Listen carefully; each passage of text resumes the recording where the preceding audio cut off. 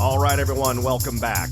Today we're talking about crappy cars, sheepskin seat covers, Count Chocula, and the lost art of eating a pine tree.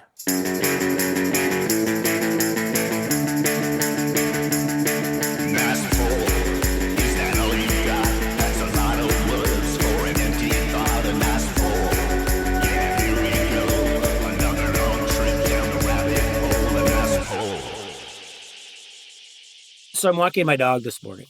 That's always a good way to start. Actually walking my dog, not as a euphemism, as we've discussed previously.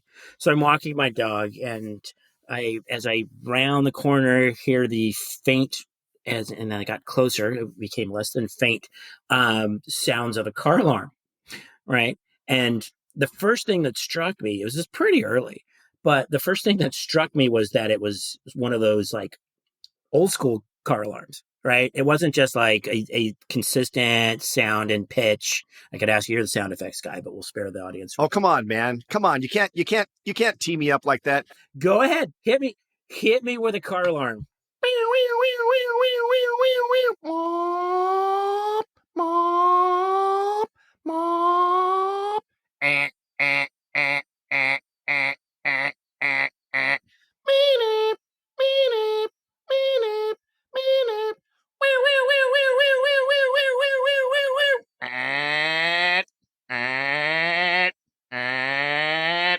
So it was one of those old school, it wasn't the consistent pitch and tone and then going off and, shutting off.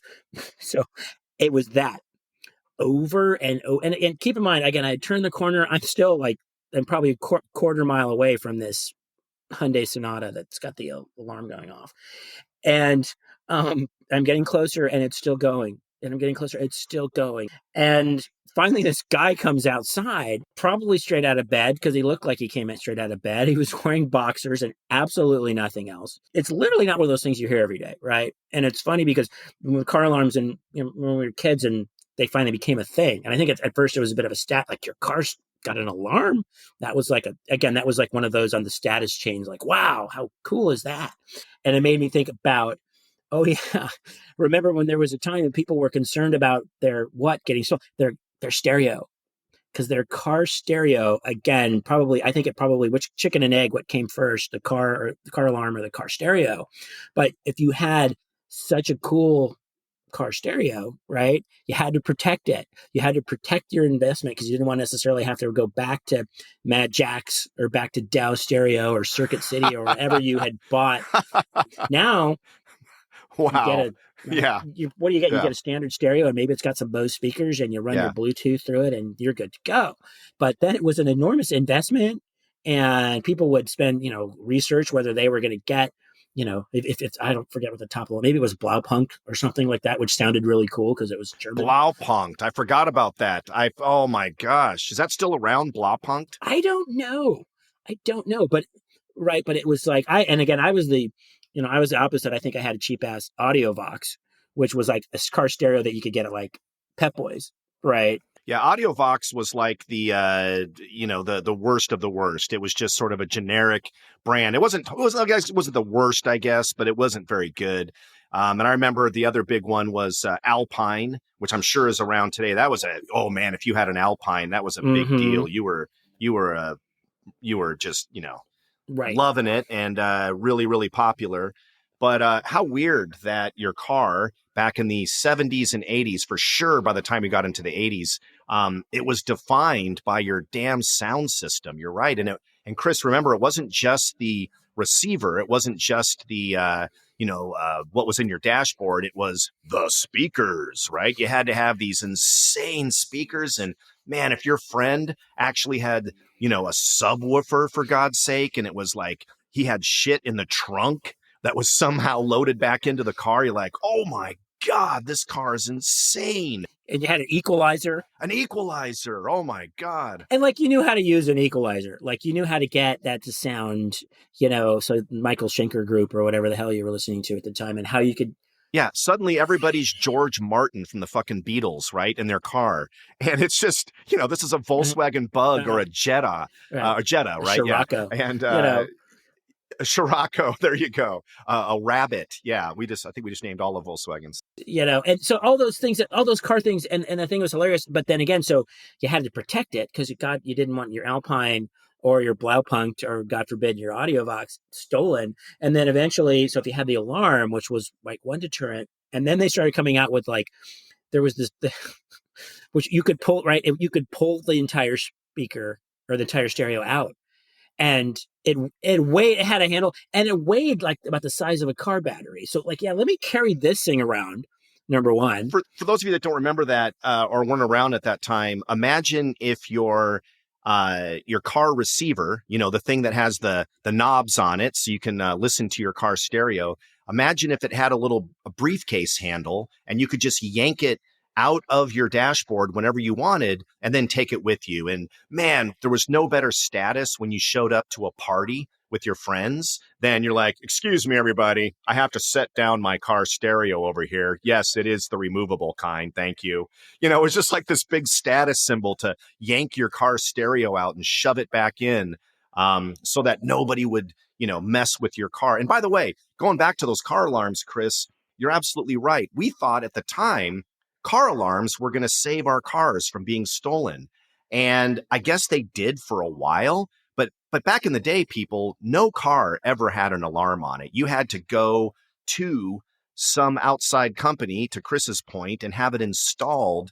And sure, man, if you had a Ferrari, right, or a BMW, I could see doing that. But man, we all thought that we had to have alarm systems on our car, right? All of us believed that we had to have one. And we got to a point where nobody gives a shit, right? We're now in a world today, guys, where, as Chris said, if you hear a car alarm go off, you not only do you not care, you could literally see someone actively stealing that car, and you admit it.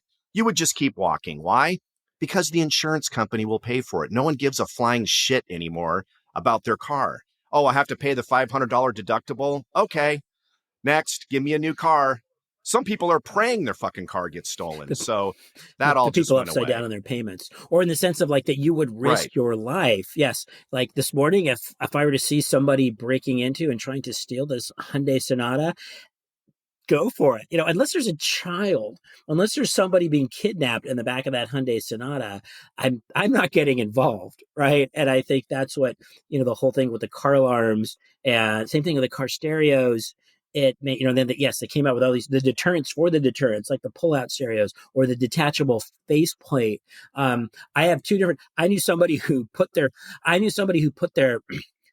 two different people. One put his detachable stereo in the trunk, which actually just made it a little bit easier to get stolen because everything in his trunk got stolen, including the stereo. Nice and handy. They didn't even have to break the glass. Or I knew a person who drank maybe a little too much or did something, and anybody seen a detachable face plate around? It was like, okay, maybe you should have put it somewhere a little safer than your back pocket. So it's hilarious. The lengths that we went to at that point for something is really, when you look back at it, go, wow, a car stereo, because I don't give my car stereo any thought these days. I mean, I'm guessing you don't either, I do think there's a return to it. It seems like nowadays, and maybe it's because I travel sometimes to the East Coast in Florida, Orlando area, but man, cranking your car stereo to decibel levels that shatter glass has made a comeback. So it definitely is still a thing, right? But I think it's only a thing with small subgroups within the quote unquote youth. But yeah, back when we were kids, it was a big deal. And I love the faceplate too. That's a scenario where, like you said, Chris, you don't have to pull out the whole entire tape deck or whatever. You can just pull out the thing that's on the front of it, this little thin faceplate. I had a friend, by the way, who had a super cool car. Jonathan Schwartz. I think you know who I'm talking about, Chris. I do. We both know him. Still really good friends with him to this day. That TR8 convertible. Oh my God. His dad got him a Triumph TR8. And if nobody knows what that is, imagine a very small, very lightweight British sports car called a Triumph. Super lightweight, like an MG midget kind of a lightweight, but they somehow crammed a V8 engine into that motherfucker. So that thing was, to say that it was fast was an understatement. And it had British wiring in it, which of course is just a mystery wrapped in a riddle inside of an enigma, right? You could have used British car wiring to defeat the Nazis back in the day if you had tried. And my friend John, he went in to a car alarm place to have the car alarm installed. And by the way, that is a car that needed an alarm because it was a convertible. Absolutely. It was British racing green. Everybody would definitely want that car. They fucked up his car so bad on the wiring. My recollection is that John actually had to turn on the windshield wiper in order to start his car, and then later realized, wait a minute, that actually is one of the greatest theft deterrents of all time. If you have to fucking turn on the windshield wiper, even if you had a key in your hand, that's a pretty good theft deterrent. Unless it was raining, unless somebody happened to steal the car in the rain, then it was, that is amazing. But I think if you look at all those parts of again, in that time period and of all of those things that cars had and that we seem to have moved on from. And again, maybe we don't need like sheepskin, seat covers, which it was like, okay, people had, I guess, and they were actual sheepskin, but we had those sheepskin seat covers or the little wrap that would go around the steering wheel. The Louvres, like, remember those? I think they were called, they pronounced like Louvres. It was like these black sort of ridges that go in the back window. Yeah, right. All these things that you would get aftermarket that you would add to your car. Because everybody bought so many cars that didn't have really any bells and whistles. And those are the things that even an average kid who maybe had a part-time job could afford to put on their car. Yeah, but let's talk about Louvres for a second, Chris. Louvres were basically just ugly window shades for your car. It was just, you couldn't see, hey, that whole back window, let's take that back window and put window blinds on it so that now you have zero visibility, but allegedly it's supposed to make your car look cool. I don't know. I never understood the Louvres, but they were super popular, especially for Chris. I mean, I think as I recall, did you not have a car that could have definitely had Louvres on the back? I mean, wasn't your car the kind? Yeah, I did. It was a Toyota. It had Louvres. I think it had sheepskins and probably sheepskins. The sheepskin seat covers, right? They were and at first they were kind of stiff and like carpet, but after a while they got really soft. They were supposed to make your seats a little cooler. I don't know how that worked because it was sheepskin. I guess it worked for the sheep. And so especially since you had like vinyl seats or whatever, leather seats weren't exactly, really common back in those days. But so the sheepskin seat covers, the Louvres, but I think probably my favorite thing on mine was what was unequivocally called a bra. So that went on the front end of the car. It was like a faux leather kind of thing, and you literally wrapped it around the front end of the car, around the headlights. Nice. The bra. Oh, yeah. Yeah. The bra.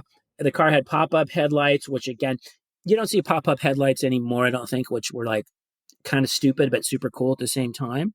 And right. So top those. And the one thing that I think that I miss maybe the most, I never had a car like this, although I did have a convertible later in life, post high school kind of thing, with the T-tops. Like, remember those cars, whether it was like Smokey and the Bandit, like those were generally, I think, the cars that had those, like the Firebirds and the Camaros. But hey, we're going to take the top. So it was kind of a convertible, but not exactly. And then obviously it was manual. You didn't just push a button, but the T-tops. So I think theoretically you could have had a car, like, get this, it had sheepskins, steering wheel wrap, a bra, louvers, and T-tops. Of course. And then maybe your stereo with a pull out or removable faceplate. Chris, I think the only thing you're missing is one of those styrofoam balls from the gas station that you can stick on the top of the antenna. Right. I think, that's the only additional thing you could put on there. And you nailed it. Why do I have to have a fake leather bra on the front of my car? I don't. It's the dumbest thing ever. It's supposed to, I guess, protect, right? I guess the front of your car or something like that. But really, it was just like against bugs. Yeah, it was completely cosmetic. But it looked kind of cool, I guess. I don't know. I think I have pictures of mine somewhere. Yeah. But cars broke down like all the time. right? How many All the times, time. if your car didn't break down, you wanted a reliable car that would not break down. But if you're, but anytime, any trip that you took that was longer than 15 or 20 minutes, invariably on either the way there or the way back, you saw somebody pulled over at the side of the road because their car broke down. All the time, to the point where you just stopped helping people. And let's talk about that for a second, because back then, 50,000 miles was a very long way to go in a car. And I guarantee you, by 50,000 miles, your car has broken down in some way, shape, or form. It's definitely screwed you up in some way. If nothing else, you had an alternator or a generator or a battery problem or a clutch, Transmission. something Yeah. screwed up on you by the 50,000 mile mark. Nowadays, we don't even think twice about a car that has 200,000 miles. It's not even an issue. And by the way, back then, cars would let you know that they were shitty, because if you dared to get up to 55 or, oh, God forbid, 70 miles an hour, those things were straining. They were so loud. It's like, it felt like it was going to fucking fall apart. If you had a regular sedan or a regular economy car, you probably couldn't even get it to 80 miles an hour. It felt like it was going to be ripped apart by the wind by the time you got to 70. Right? It felt and looked like it was going to explode, like the opening credits of The $6 Million Man, where they show his, like, it was just right. It would definitely start shaking, right? Start like flipping over and then just burst into like a puff of smoke. Right. That's right. And it was, you're right. I mean, tires break, everything would be gone. Tires, brakes. And so at that point, it's like, but it's still even a significant investment because, to fix. And the expectations were just so damn low. Unfortunately, we lived our lives like that in the sense where, it was the way a car performed, or it's something that you ate. If you look at TV dinners or a can of SpaghettiOs or Hunt's snack packs. Oh my God.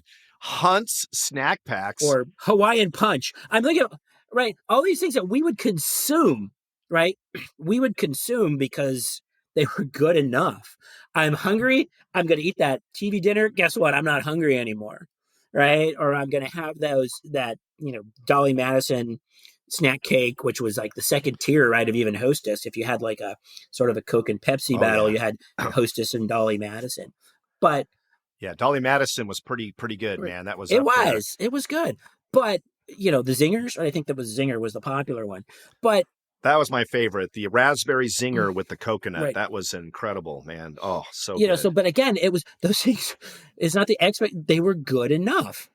The cars were good enough because it gets me where I want to go, hopefully, 9 times out of 10. Yeah. And the food was, well, my kids are hungry. I'm going to feed them this. Yeah, we didn't know any better, Chris. And when you look back on it, there was not one thing in those snack foods or those, like you said, Chef Boyardee or food in a can or TV dinners that was even close to nutritional. If you accidentally got a vitamin or some essential mineral out of that, good for you.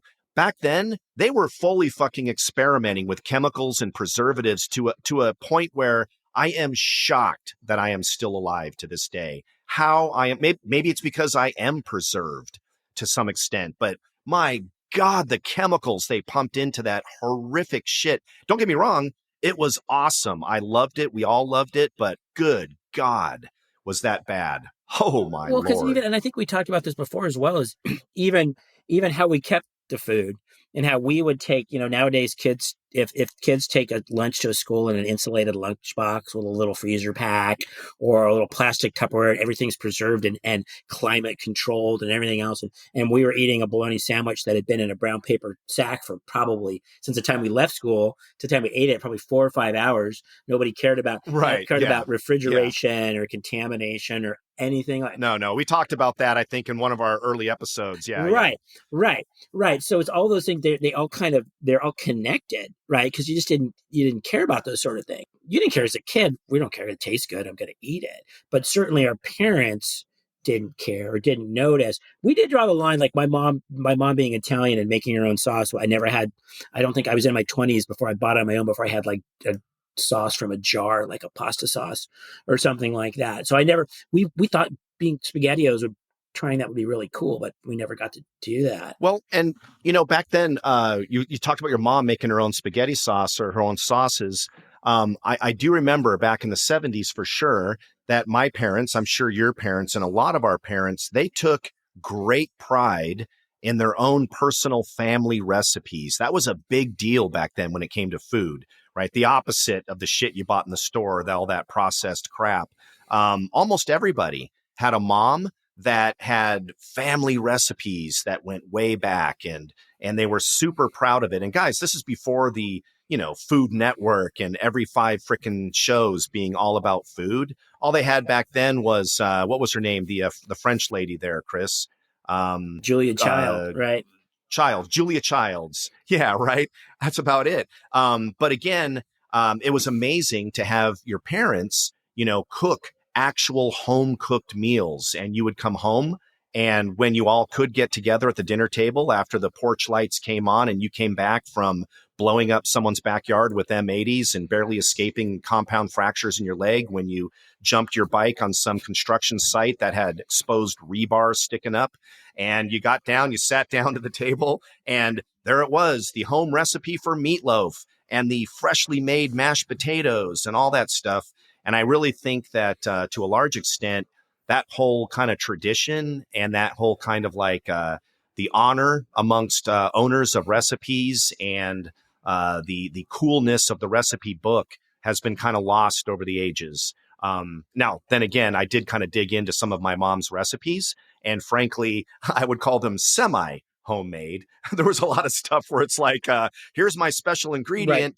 Right. Oh, and then just take a can of this right from the store and dump it in there. But okay, now next step, it's like, okay, well, maybe that's not all from scratch, It's still kind of impressive though, because they didn't have the shortcuts, right?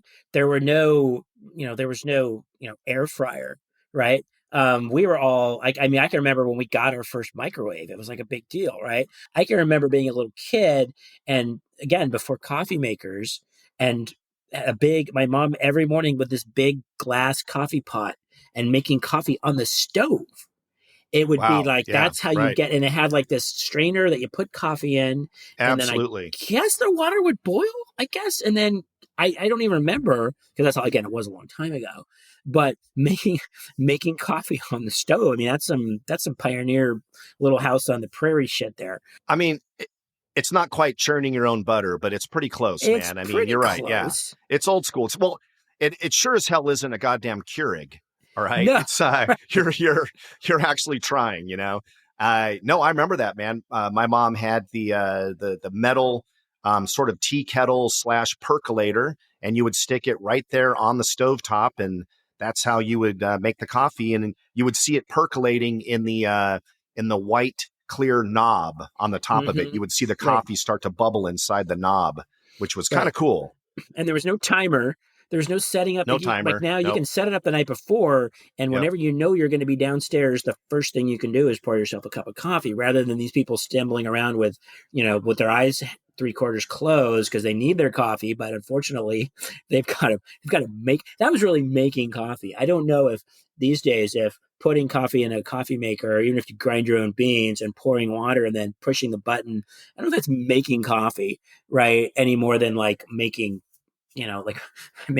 making cereal, right? Well, I got cereal, I got a bowl, I got a spoon, and I got some milk. Right? Oh my God. And Chris, when you think back, man, I mean, we've got some pretty good cereal choices these days, but I'll tell you, cereal was a very big deal back in the 70s and the 80s. That was huge, billions of dollars in business on getting kids to talk about eating the most amazing tasting but most disgusting chemical mixtures you can imagine. My favorite being, I was going to say the trifecta, but I believe there was 4 different versions of it, Chris. Correct me if I'm wrong, but I'm going into the Count Chocula world here for a second.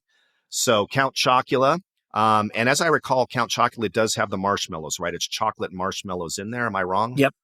Okay. Yep. And then what is Count Chocula's buddy? We got at least 2 others that are in the Count Chocula realm, right? He's got the... well, there was Frankenberry. Frankenberry. Thank you. Frankenberry. And I think there was also Booberry, which was like, so Right. I think that, so Frankenberry was obviously Frankenstein. The Booberry was some nondescript, nameless ghost, right? Unless it was Casper, like with his side hustle or something.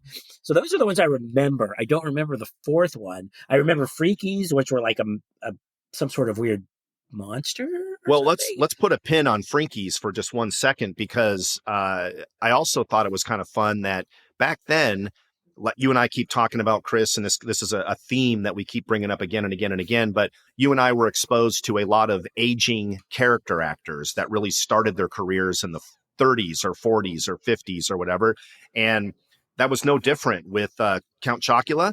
That was the voice of Count Chocula was really a takeoff on Bela Lugosi, who Right. famously played a vampire in all of the movies back then. And then you had Frankenberry, who was a takeoff on Boris Karloff's voice, right? Because of course he played Frankenstein. And then my favorite is Booberry, who was a takeoff on. Do you know the actor that's a takeoff on? The Booberry Ghost. That is Peter Lorre. And Peter Lorre, if you don't remember, he was in a lot of black and white horror films. He was always sometimes the villain, a lot of times the villain's sidekick. Yes, master. And he always talked like this. He was in Casablanca, opposite, of course, Humphrey Bogart, Lauren Bacall, and the Booberry character. Yeah, that was definitely a takeoff on that.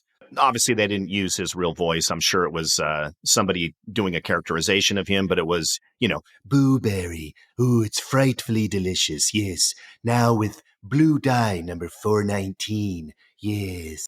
By the way, as I'm doing that pretty bad impression, I'm now realizing that I sound exactly like Montgomery Burns from The Simpsons. And if you're a Futurama fan, I also sound like Kiff. That is Amy's boyfriend on the show Futurama. So now, conversely, I get it. Those two cartoon characters are definitely based on Peter Lorre. Okay, what was I saying again?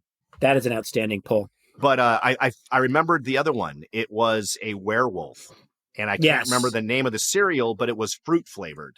Was the gimmick? No, right? And I think the thing about this, and maybe that was the first time there was some sort of distinction between a food that maybe, and again, these are all talking about cereals, and that some were a little bit better for you than others, because I think you can remember that was the distinction. It's like asking, like, can I get Frosted Flakes, right? Can I get Frosted Flakes? But no, you have to get cornflakes. Of course, if you just add some aftermarket sugar on your cornflakes, and you've got Frosted Flakes. You do. Well, that's right. Yeah, we learned that later. Yeah, Fruit Loops. You can improvise, and like Fruit Loops. No, you can't get Fruit Loops, and you can't get Captain Crunch. Here you can get Product 19, a cereal that was so obscure that it didn't even actually have a name. It's like, what are we going to call this one? It's the 19th version. Let's just call it Product 19.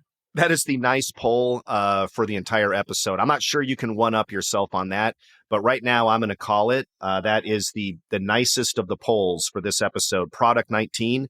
I have not thought about that cereal since I saw it in the stores back in the 70s or 80s or whenever that was. So, I had it, and actually not bad. Okay, didn't it taste like Wheaties or something like that? Wasn't it kind of a Wheaties type of a? Right. And see, I think, and that was another too, it's like when you had your different brands, and I know, yes, the different brands of cereal, whether it was a Kellogg's or like a Post or a General Mills, and they all kind of have, nice. Right. And like Wheaties was like, I think that was a General Mills, and that was all. And what was that? That was the one that was, this was, hey, you want to be the star athlete, and we're going to put Olympic athletes on the box. Right. And the Wheaties, and they didn't, and they tasted exactly like you would think. Right. And it's like, if you had your Raisin brand, which is like, my kid is so dense, I'm going to slip some fruit, some actual fruit. Although I'm not a big fan of raisins, never have been. No. Right.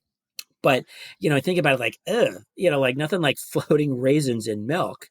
Yeah. And so some of them were kind of subversive as they tried to get a little healthier, as opposed to, I don't know. I think I remember from the old Calvin and Hobbes comic strip, he used to eat like, I think I was paraphrasing here, like frosted coated sugar bombs or something like that was the name of his cereal that he ate. Yeah. And it was just like, hey, I like that because it seemed pretty appropriate. right? Well, I mean, people might think we're exaggerating, but no, there actually was a cereal back in the day, Sugar Pops, right? And this was back in the 50s, where the commercial jingle was actually shot with sugar through and through, shot with sugar through and through. That was a highlight. That was one of the things they wanted to make sure that you knew before you purchased that. They were actually advertising that. You want sugar, buddy? You fucking got it. And I love what you said earlier about the fact that they tried to differentiate themselves in the cereal business as these are the fun, colored, weird looking, pink marshmallows. Of course, the ones that aren't good for you, but we're catering to a certain crowd of bratty, sugary kids like myself. And of course, that would also bring in the peanut butter Captain Crunch, the greatest cereal to this day of all time, in my opinion. Captain Crunch itself, which is basically steel wool for the roof of your mouth. You couldn't have more than 3 bites without having pieces and chunks of flesh just hanging down from the roof of your mouth for the rest of the day. And just every other thing you can imagine. But then there were the ones that took a chance, right? Like grape nuts. What the fuck? You got to admit, man, a grape nut, they took a big chance with that, right? Because that is just eating gravel. And have you ever seen what happens when you leave grape nuts wet in a bowl for about 3 hours and it dries out? You have to throw away the fucking bowl, dude. You may as well have just put actual cement in there. It is now part of the bowl. It has been fused to the bowl. It's drywall. It's stucco is what it is. My mom would get incensed. She's like, dude, you wash this. You take a blowtorch to this and try to get that goddamn grape nut off that bowl. Well, then also it's like, again, the approach. And I remember the grape nuts and I remember the pitchman, Yule Gibbons, right? Who was just God, I forgot about him. Old Yule and this old dude in a, flannel shirt, like standing in the woods or, his outside his cabin where he's eating grape nuts. It's like, did you just scoop up some like twigs and pebbles, off, from the base of that tree and add milk? So it's like, do you remember his slogan?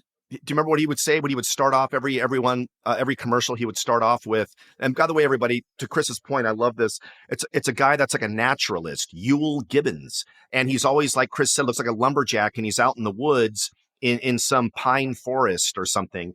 And one of the famous things that he would say just to get your attention was, "You ever eaten a pine tree?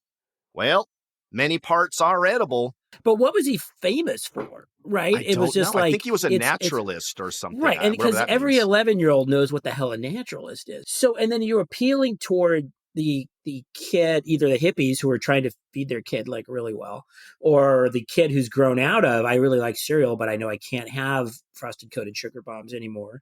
Or, because it's going from Tony the Tiger to Captain Crunch to Frankenberry to this old, maybe he was a survivalist, I don't even know at the time, but like, because it's like, maybe if you're not being entertained, right?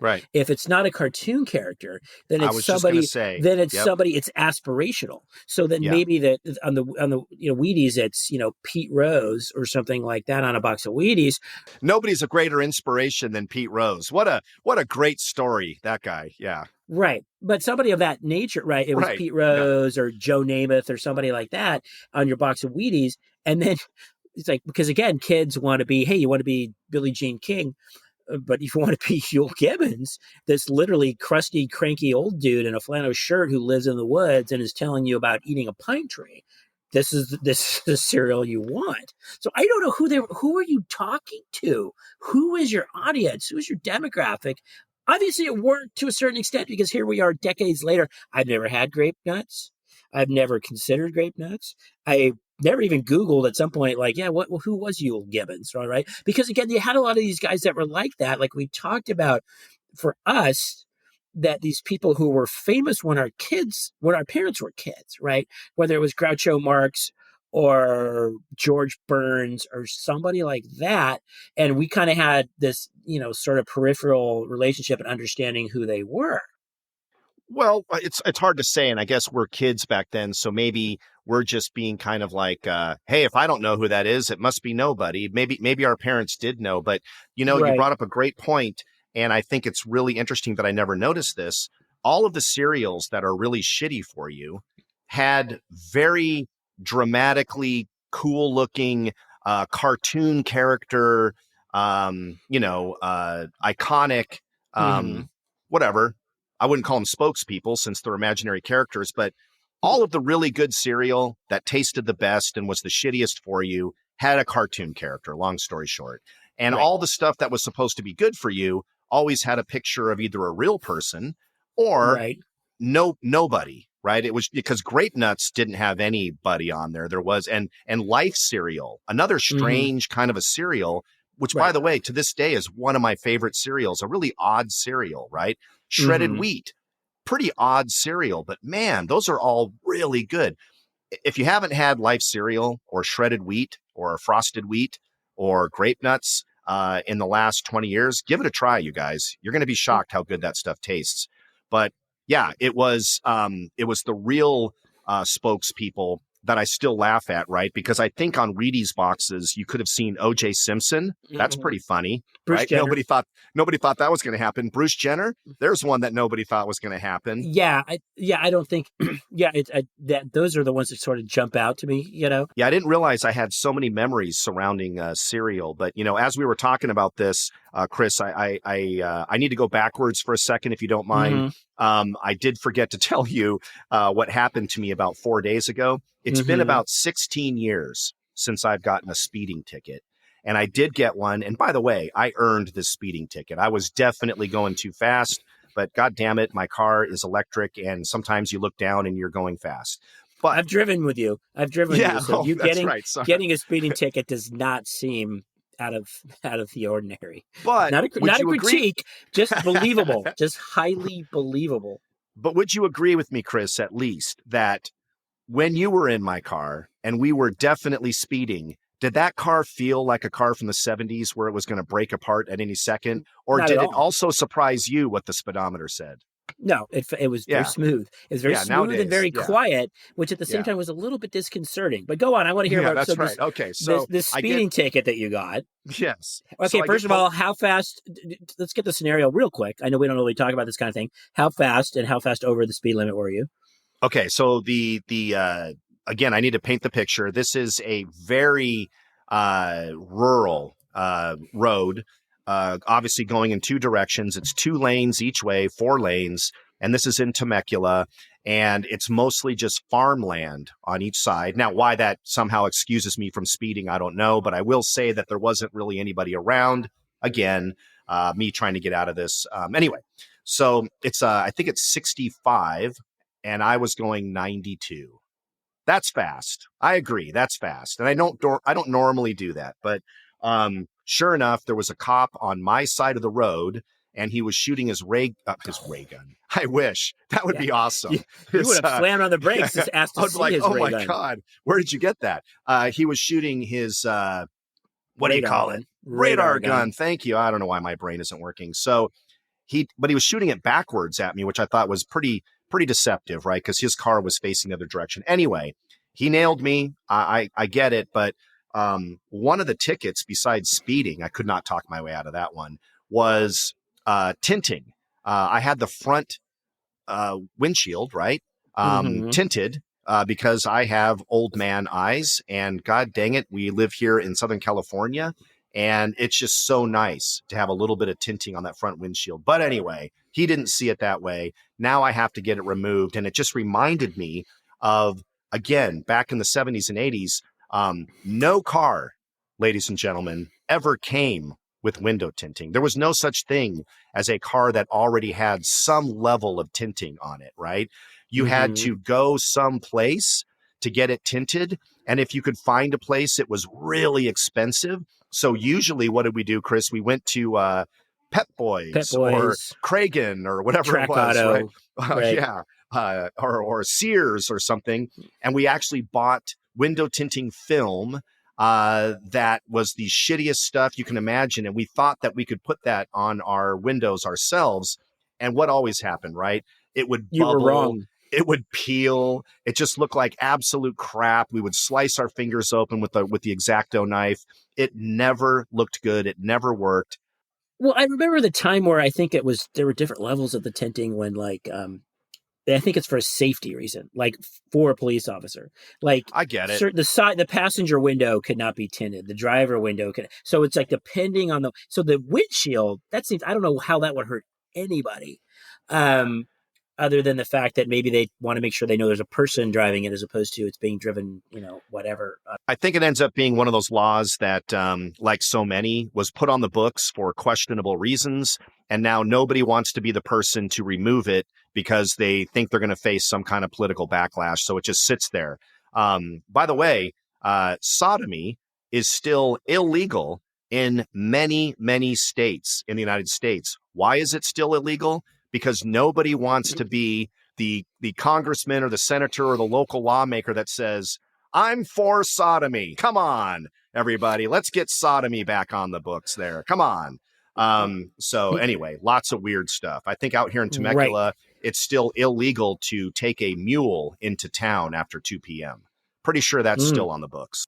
I do remember one time, and again, now we're really getting down a hole that has nothing to do with our normal topics, was a break-in at a mortuary, and a couple of these guys, they broke into a mortuary, and let's just say they partied with a couple of corpses, and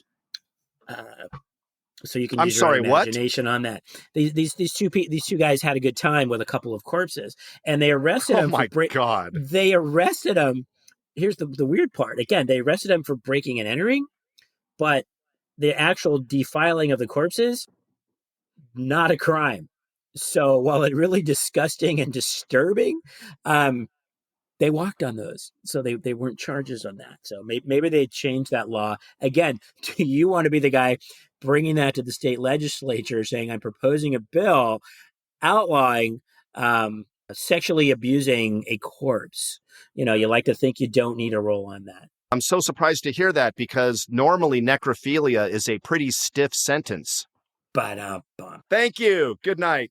Thank you. See, I was not going to use that actual term. Oh my God. As soon as you said it, I was just drooling to put that dad joke in there. I mean, you would think it would be a grave mistake, but I guess they got off scot-free. What? Am I digging a hole here? Sorry. Yes, it's 6 feet deep. Yes, you can. This show took a dark turn. Yes, it did. It did, and it started with all window tinting to necrophilia. It's quite a leap. Okay, I think I'm kind of hungry. I mean, I definitely am not going to have a TV dinner. There's no SpaghettiOs in the cabinet. We may be running low on milk, so Count Chocula is out. Yeah, I think that's a lot to ponder. Although we did take a certain turn toward the end. So till next time. Till next time.